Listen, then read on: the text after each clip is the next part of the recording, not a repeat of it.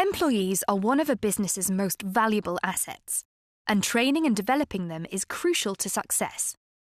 There are many reasons why training and development are important, but the main one is increased productivity. It makes sense that well-trained employees will carry out their tasks more effectively, leading to the production of higher quality goods. Competent employees also provide greater customer service, creating repeat customers for the business. Employees who feel well equipped to do their job to a high standard have higher levels of motivation and morale. Investing in training and development for employees makes them feel valued and creates opportunities for them to progress within the company. This improves loyalty and staff retention, and this, in turn, reduces costs for the business.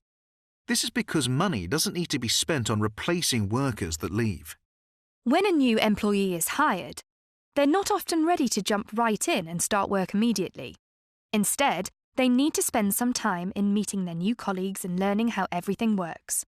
This is called induction training and allows a new employee to learn how to perform their role properly and begin work as soon as possible. But induction training is only the first step.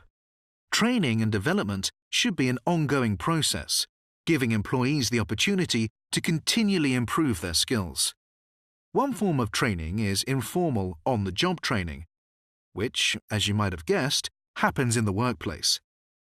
It might be done through demonstration, which is where a new employee is shown how to perform a task, or through job shadowing, where they observe a more experienced member of staff performing their job over a longer period of time.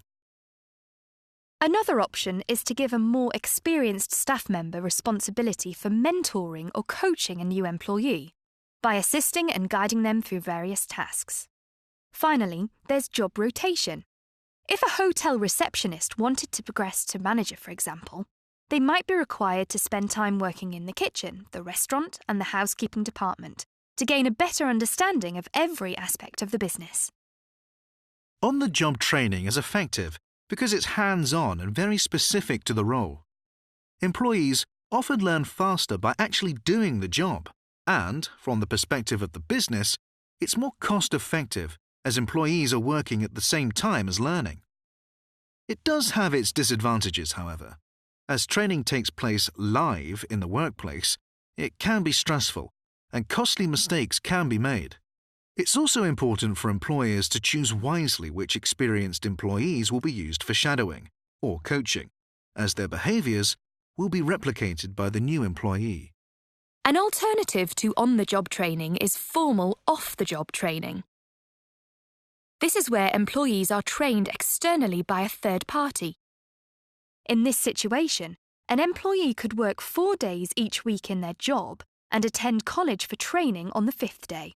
Or a sandwich course system may be used, where an employee takes several months out of work to learn new skills.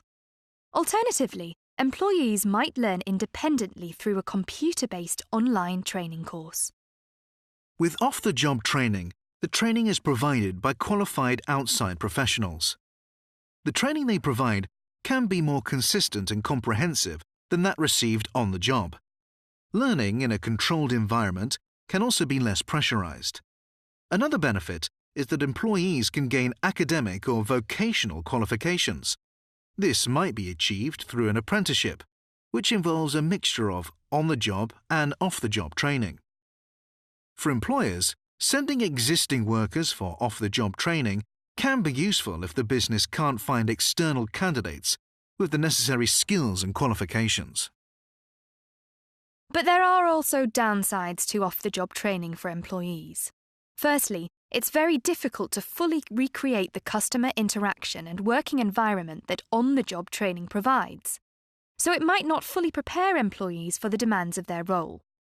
It's also more expensive for employers in the short term, as employees aren't working full-time while they're training.